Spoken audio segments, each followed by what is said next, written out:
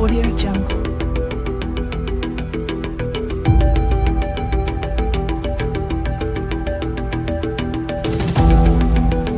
Audio Jungle.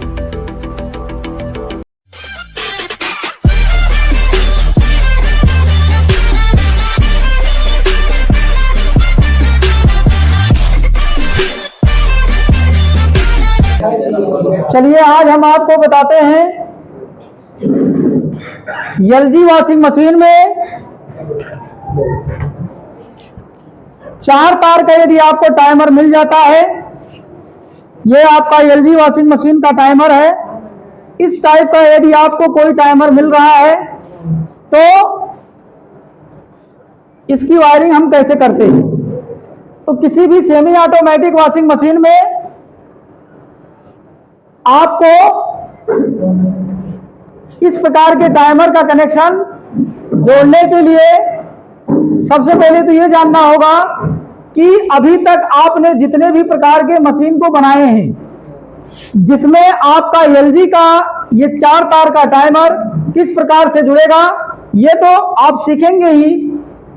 इससे पहले आपको हम बता दें कि किसी भी प्रकार के सेमी ऑटोमेटिक वॉशिंग मशीन का जो कनेक्शन वॉश मोटर का, स्पिन मोटर का और इसके साथ लगा कैपेसिटर, सेफ्टी स्विच और स्पिन टाइमर, इनका कनेक्शन एक जैसे होता है।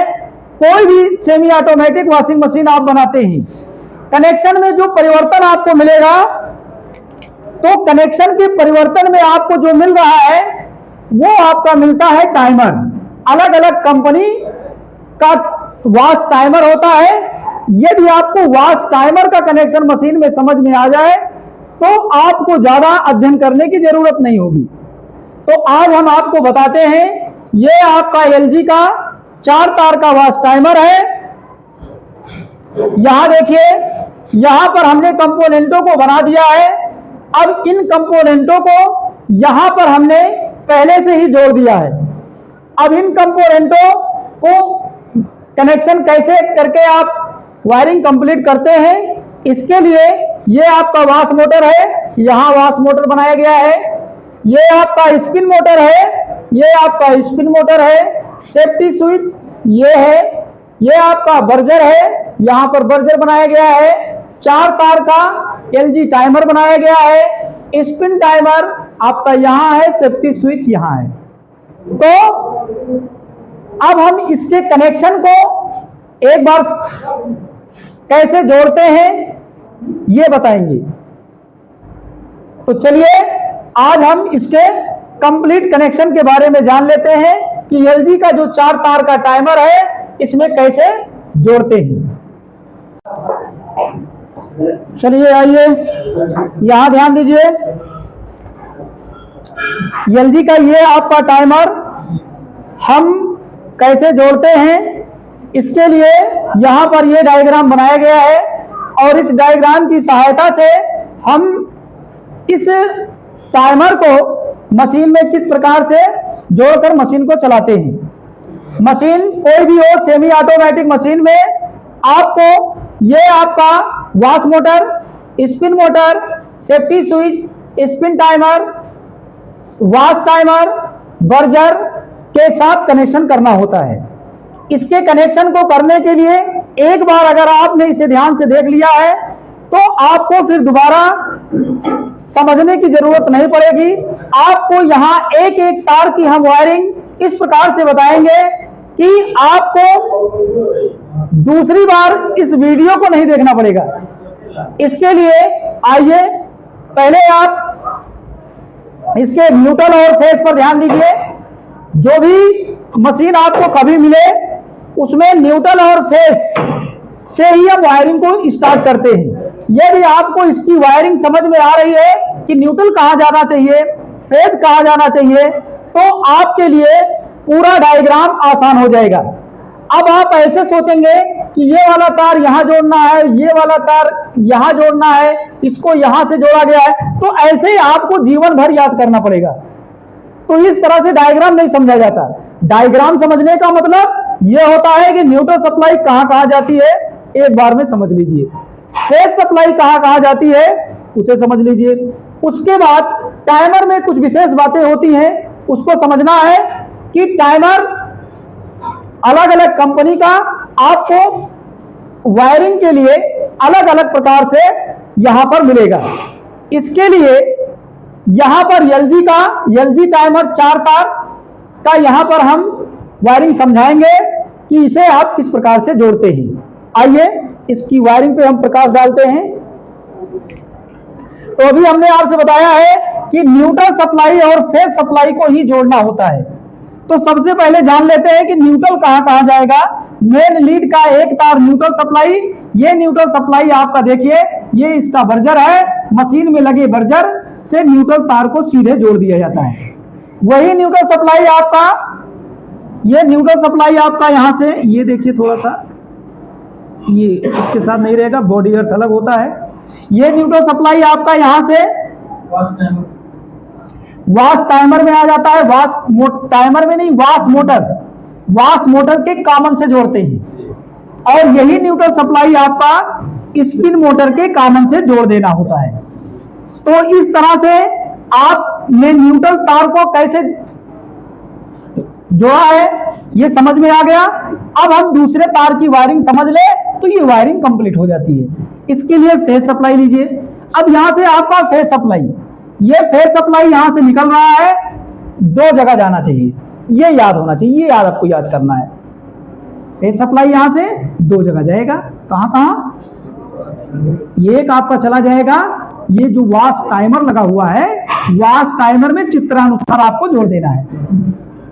और यही आप चाहे तो इस फेज सप्लाई को यहां से 2 तार बना के निकाले, और चाहे तो ऊपर ला करके यहां पर आप इसे काट के 2 भाग में बांट सकते हैं। दूसरा ले जाना है स्पिन टाइमर से। इसके पहले की वायरिंग में हम आपको बताए हैं, इसके पहले की वायरिंग में आपको बताया गया है कि आप इस फेज सप्लाई को चाहे तो सेफ्टी स्विच से दें और चाहे तो स्पिन टाइमर से जोड़ें। दोनों में से किसी एक तार को चाहे आप स्पिन टाइमर से जोड़ें या सेफ्टी स्विच से जोड़ें, दोनों में से किसी एक को आप पहले जोड़ दीजिए। तो आपने दिया है पहले स्पिन टाइमर से।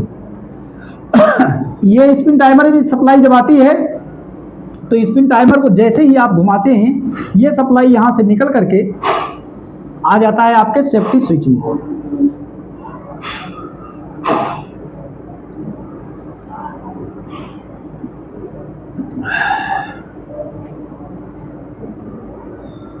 सेफ्टी स्विच में आता है। सेफ्टी स्विच जैसे आप सुखाने वाला गेट को गिराते हैं, ये सप्लाई दूसरे पिन से निकल करके चला आता है स्पिन मोटर के रनिंग वाले तार से जोड़ देना है। और यही सप्लाई आपका यहां से निकल करके जो आपका कैपेसिटर लगा हुआ है, कैपेसिटर के एक तार से जोड़ेंगे। इसका दूसरा तार मोटर के स्टार्ट कॉइल से जोड़ देना है। ये आपका कंप्लीट हो गया स्पिन कनेक्शन। अब आइए वाश के बारे में जान लेते हैं। अभी फेज सप्लाई आपने स्पिन टाइमर, सेफ्टी स्विच से लेकर स्पिन मोटर और उसका कैपेसिटर को सीखे हैं। अब वही फेज सप्लाई देखिए, वही फेज सप्लाई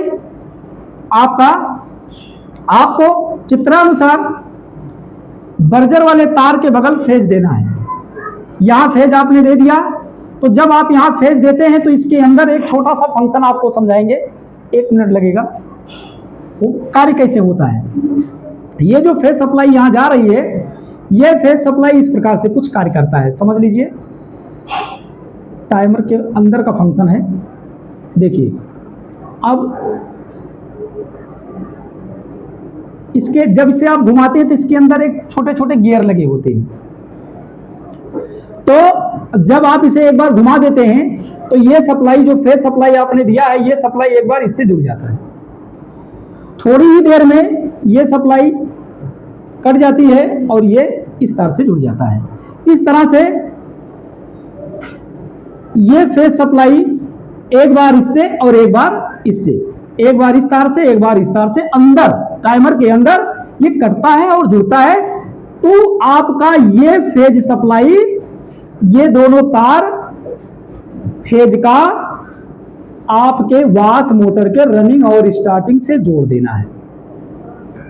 अब कैपेसिटर के वाश तार को क्या करेंगे, ये इसके पहले भी हम आपको बता चुके हैं कि जब ये दोनों तार आपको समझ में आ जाए कि वाश मोटर के रनिंग और स्टार्टिंग से जोड़ना है, फिर उसी दोनों तार से जो ये कैपेसिटर है इसका भी एक तार ये है और एक तार ये,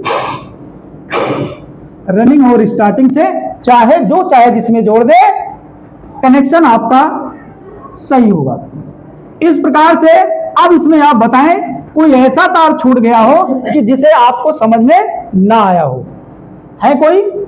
कि अब बताइए इसमें कोई ऐसा तार छूटा है, वायरिंग देखने में लगता है कि कितना तार जोड़ना है, लेकिन एक बार आप न्यूट्रल को समझ लें और दूसरी बार फेज सप्लाई को समझ लें कि फेज सप्लाई कहां कहां जाती है और न्यूट्रल सप्लाई कहां कहां जाती है, तो आप वायरिंग बगैर देखे, बिना देखे आप वायरिंग को पूरा कर सकते हैं। Thank you.